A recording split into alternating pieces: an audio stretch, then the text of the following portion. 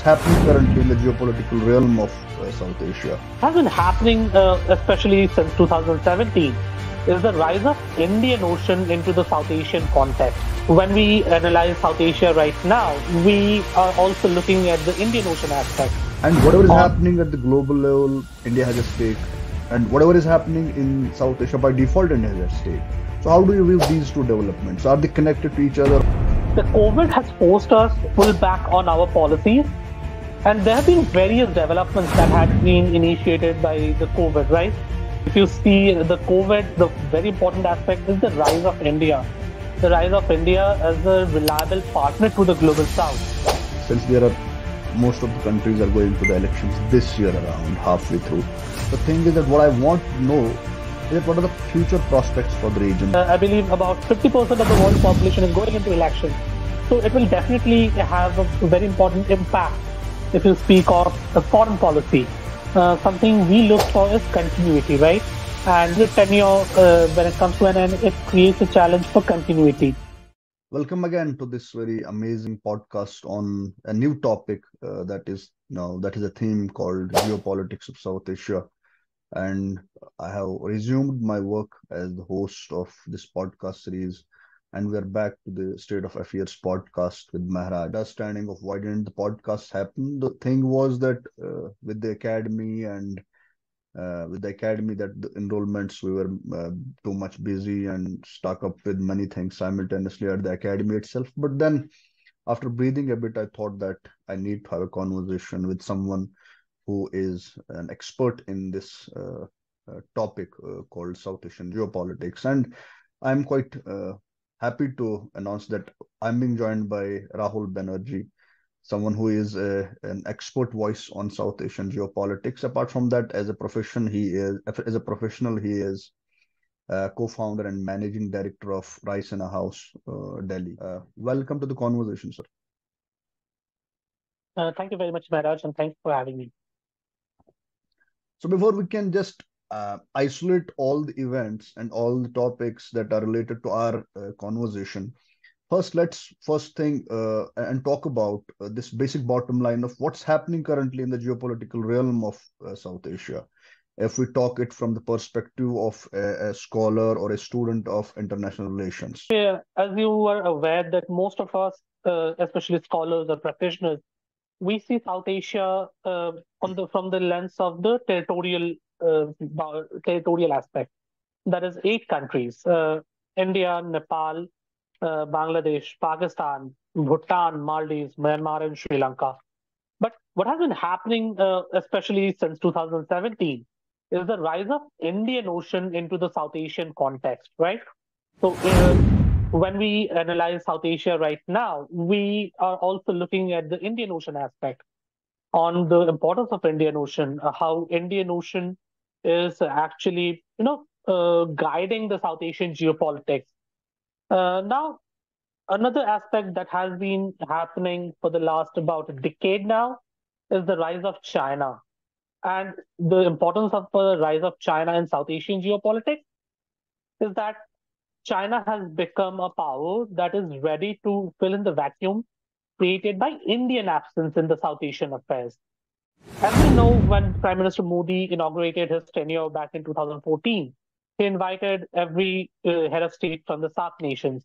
And it actually gave out a signal that, yes, India is ready to take up its role as the big brother in the South Asian geopolitics.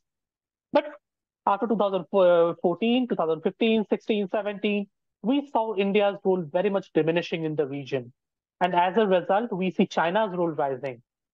China has been very much active in the Indian Ocean region, and hence we see Chinese presence today in Sri Lanka. We see Chinese presence in definitely Pakistan, a growing Chinese presence in Bangladesh, and that is something that we should be worried about.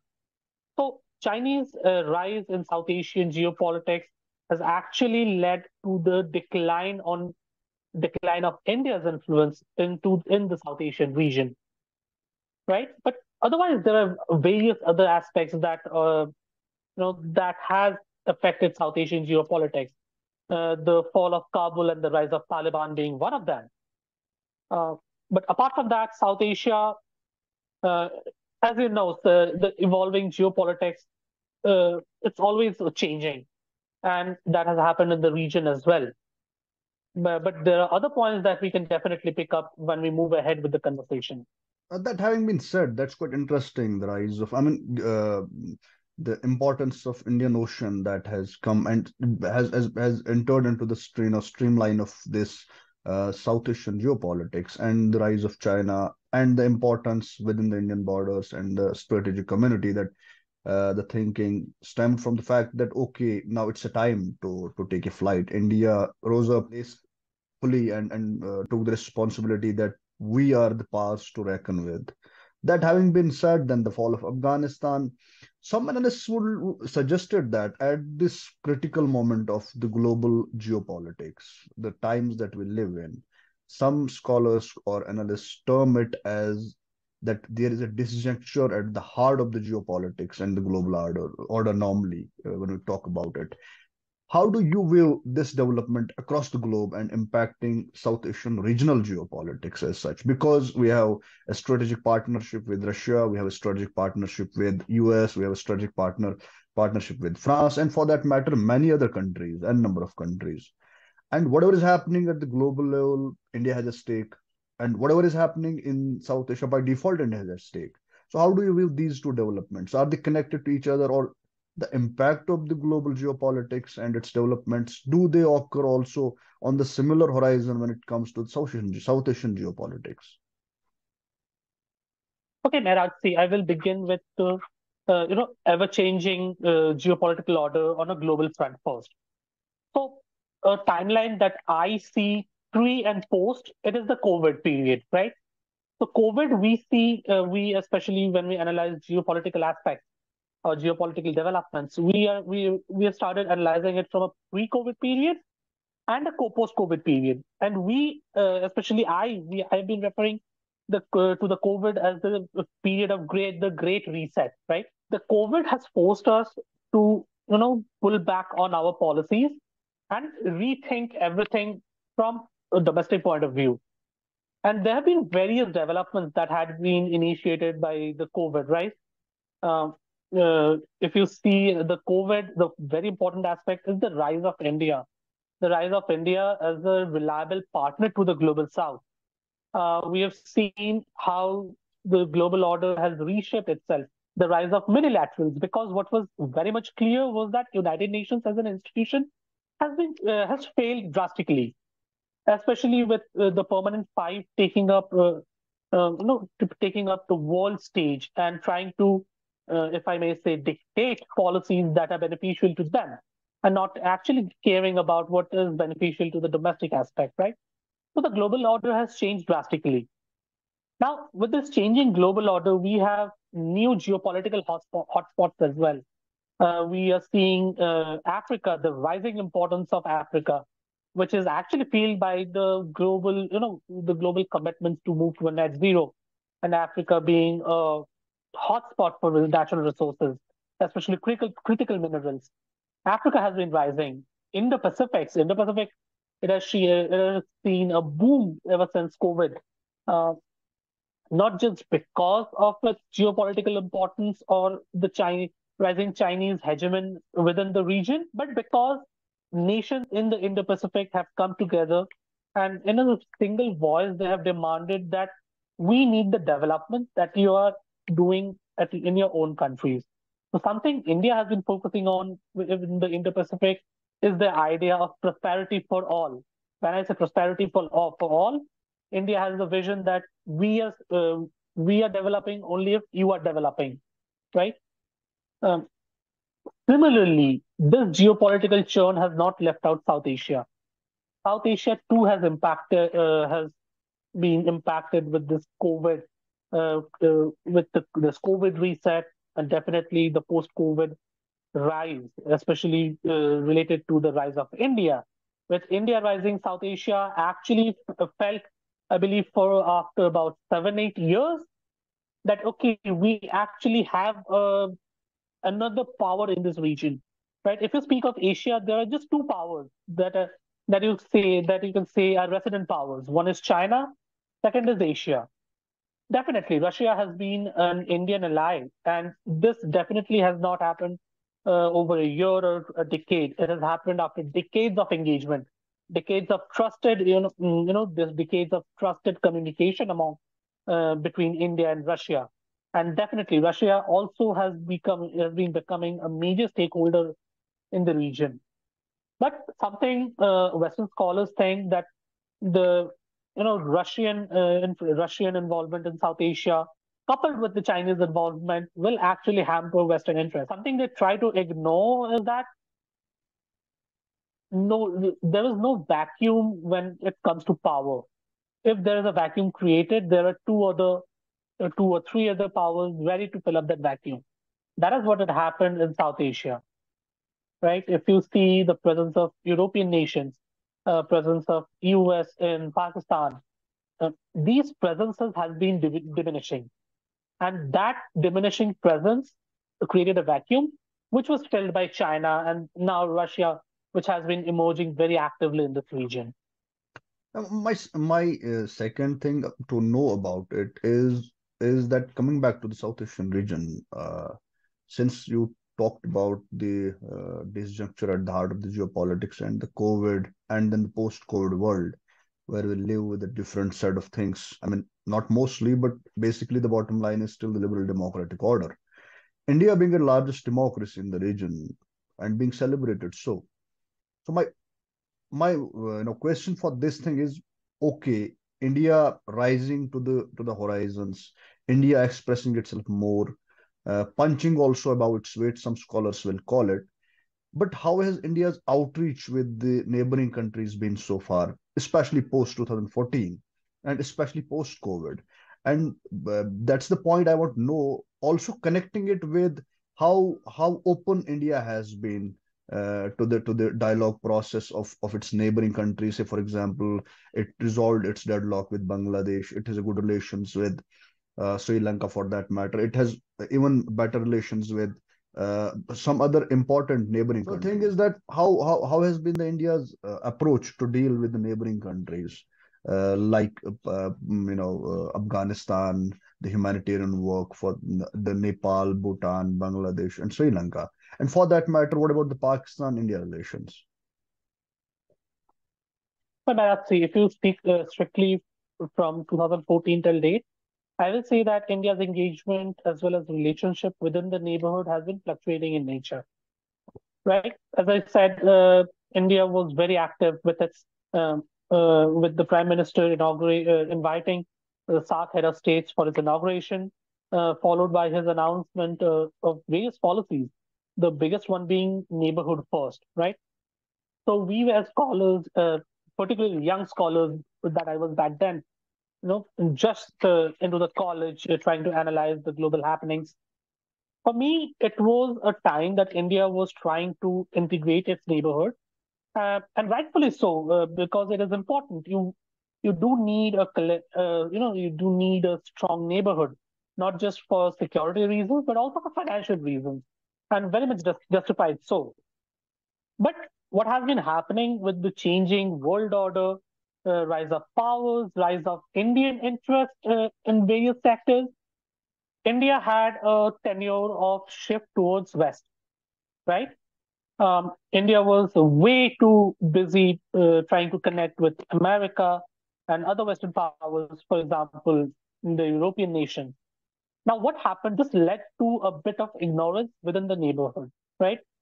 The time India was busy trying to play with its Western allies, it forgot that it has a neighborhood that is not just that is not dominant in nature. When I say dominant, it is both politically as well as in terms of security.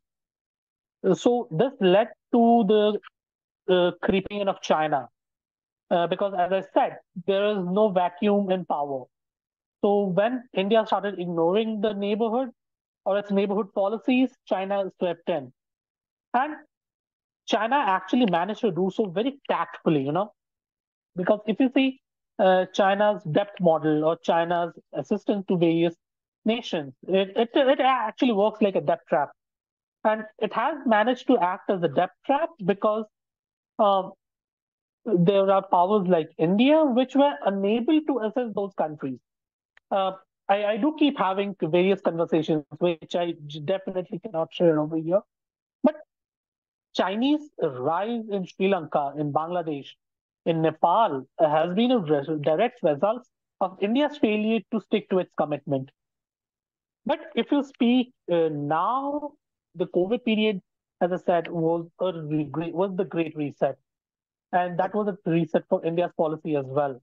That's quite fair to talk about because the shift of India towards US and let's call it being more realistic, what Mr. Jaishankar in his book that has been launched yesterday claims to be that Yeah. India is more realistic than it used to be in the changing geopolitical climes that we have. That having been said, if we talk about some of the hot issues into the geopolitical realm of South Asia, what would they be? uh, when it comes to trade, when it comes to bilateralism, when it comes to multilateralism, when it comes to humanitarian aid, when it comes to collaboration and cooperation on issues of disaster management, and then Indian Ocean. How do you look at it, sir? See, if you speak about some recent trends, definitely the maritime aspect remains one of the most important, right? Especially because of India's growing partnership with the West. If you see recently the rise of France, right? Indian Prime Minister visiting France, the Indian delegation participating in the French Republic Day parade, followed by the Indian invitation to the French president to participate in our Republic Day, this 26th of January.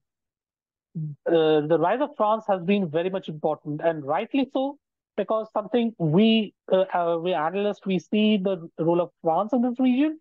It is that of an ally, and an ally who is capable of countering China's aggression in our Indian Ocean region, right?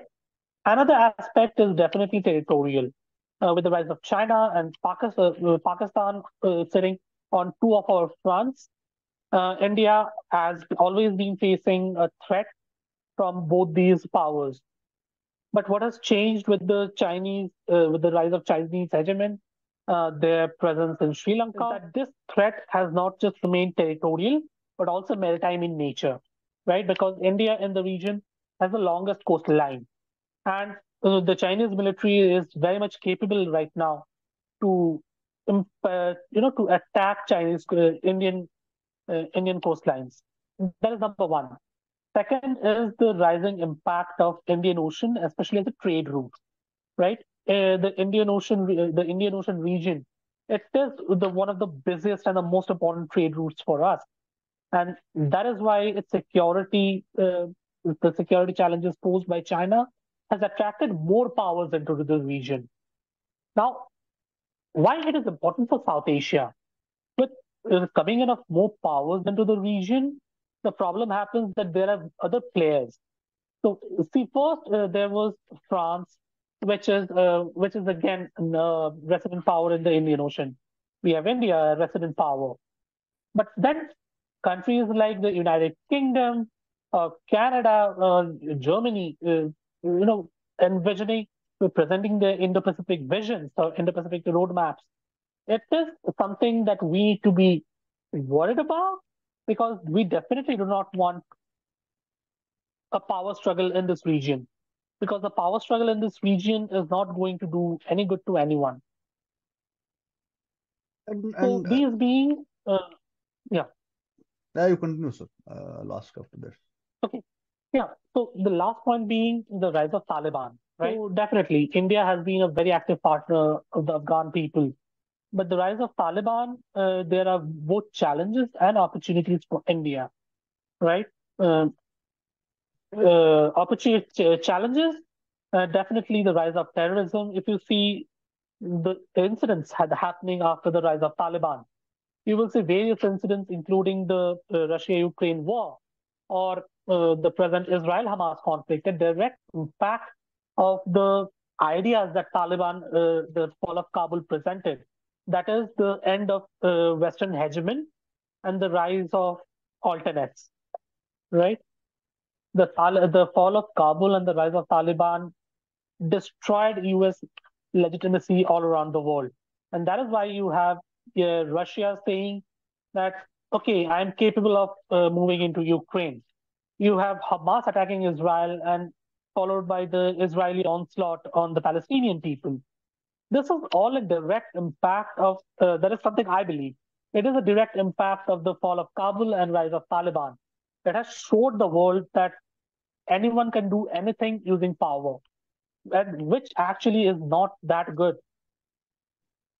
When we talk about the personal chemistry that Prime Minister Narendra Modi ji, so shares with most of the heads of the countries in the region, especially with the Bangladesh, the stature and the personality that our prime minister contributed, galvanizing and navigating through the corridors of foreign policy in order to secure the interest of India when it comes to the larger geopolitical interest of India, having a calm neighborhood and engaged neighborhood, and also having good relations with the neighbors.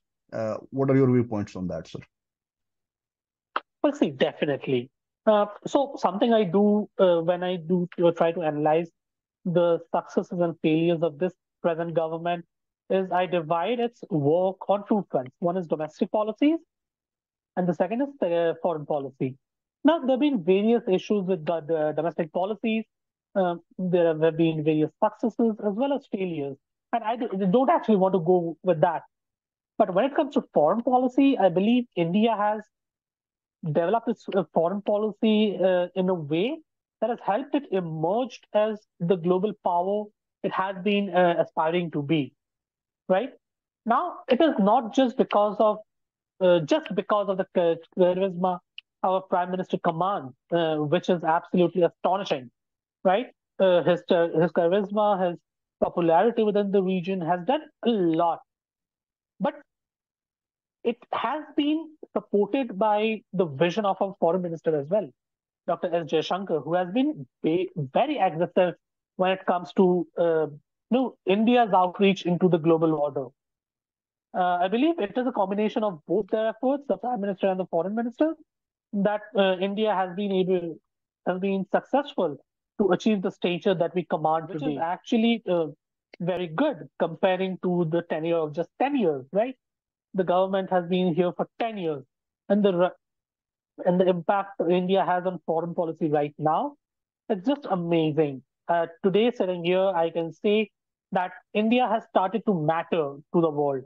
India has a voice in the world, and uh, another 5 6 years, I'm certain that India will get its rightful place in the global order, given that we are able to tackle certain challenges. See, when it comes to the domestic politics, since that's not our domain, when it comes to the podcast itself and the conversation per se, but for taking certain reforms, I mean, the country and the government has at times have to take some radical steps in order to because they have a larger view, they have a larger perspective in their minds because uh, that actually puts a country in sync with the current changing economic and geopolitical things.